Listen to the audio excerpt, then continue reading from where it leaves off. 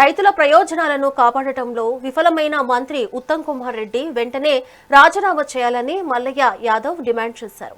సూర్యాపేట జిల్లా మునగాల పెద్ద కాలువ వద్ద నిర్వహించిన కార్యక్రమంలో ఆయన మాట్లాడుతూ కాంగ్రెస్ ప్రభుత్వం రైతులను సంక్షోభంలోకి నెడుతోందని ఆరోపించారు.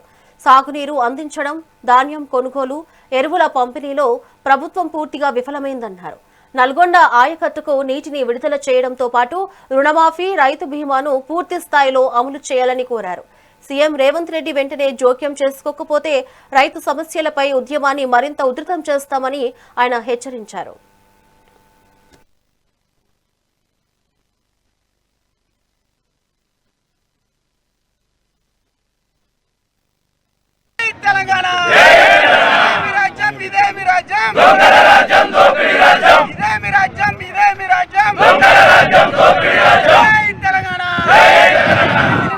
మంత్రి ఉత్తమ్ కుమార్ రెడ్డి వెంటనే విడుదల చేయని మంత్రి కుమార్ రెడ్డి వెంటనే తెలంగాణ తెలంగాణ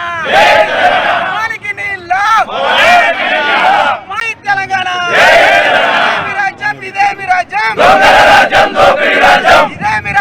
కాంగ్రెస్ తెలంగాణలో అధికారంలో రావటానికంటే ముందు ఇందిరమ్మ రాజ్యం, రైతు రాజ్యం అని చెప్పి అనేక రకమైన రైతుల కోసం హామీలు ఇచ్చి ఇవాళ అధికారంలోకి వచ్చిన తర్వాత రైతుని, వ్యవసాయాన్ని సంక్షోభంలో నెట్టే పరిస్థితి కాంగ్రెస్ తీసుకుంది. పండిన ధాన్యాన్ని కొనలేక దద్దమ్మ ప్రభుత్వం ఈరోజు యూరియా కొరతలు పెట్టింది. ప్రాజెక్టులలో ఎంతో అంతో నీళ్లున్నా నీళ్లు ఇవ్వకుండా వివక్ష చూపుతుంది. పక్క రాష్ట్రాల మీద ఉన్నంత ప్రేమ సొంత రాష్ట్రానికి, సొంత జిల్లాకి ఉన్న ఆయకట్టు ప్రాంత రైతుల మీద ఎందుకు లేదు అని చెప్పేసి ఉత్తమ్ కుమార్ రెడ్డిని అడుగుతున్నా.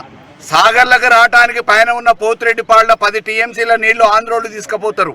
నిమ్మకు నీరెత్తినట్టు దున్నపోతు మీద వర్షం పడ్డట్టుంటవాడ. నాగార్జున సాగర్ల నుంచి ఖమ్మం, నల్గొండ జిల్లాకి చెరువులు నింపటానికి తాగునీటి అవసరాల కోసం నీళ్లు వదిలిపెడతారు. ఖమ్మంకి తుమ్మల నాగేశ్వరరావు తీసుకుపోతుంటే మౌనం వయసుతో చేతులు కట్టేసుకొని ఉంటావు. మరి వాళ్ళ మీద ఉన్నంత ప్రేమ ఈ నల్గొండ జిల్లా ఆయకట్టు రైతాంగం మీద ఎందుకు లేదు? ఇవాళ నువ్వు ధాన్యం కొనలేక యూరియా ఇయ్యట్లే, రుణమాఫీ చేయలే, అందరు దేవుళ్ల మీద ఒట్లేసి రుణమాఫీకి ఎగనామం పెట్టినవు. ఎవరైనా ఒక కుటుంబంలో ప్రమాదవశాత్తు చచ్చిపోతే 5 లక్షలు రుణ సాయం దొరికే రైతు బీమా సౌకర్యాన్ని కనీసం రెన్యువల్ చేపియకుండా ఇవాళ వందలాది మంది రైతులు చచ్చిపోతే ఆ కుటుంబాలని రోడ్డున పడేసిన ప్రభుత్వం రేవంత్ రెడ్డి సర్కార్. కాంగ్రెస్ శ్రీశైలం ఉభయ దేవాలయాల హుండీ లెక్కింపును దేవస్థానం అధికారులు పటిష్ట భద్రత, సీసీ కెమెరాల నిఘా మధ్య నిర్వహించారు.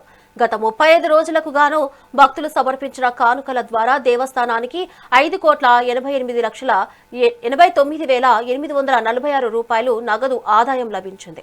నగదుతో పాటు 87 గ్రాముల 200 మిల్లీగ్రాముల బంగారం, 4 కేజీల 250 గ్రాముల వెండి, పలు దేశాలకు చెందిన విదేశీ కరెన్సీని భక్తులు సమర్పించారు. ఈ లెక్కింపును ధర్మకర్తల మండలి అధ్యక్షులు పోతుగుంట రమేష్ నాయుడు, ఈవోఎం శ్రీనివాసరావు, పాలక మండలి సభ్యులు పర్యవేక్షించారు.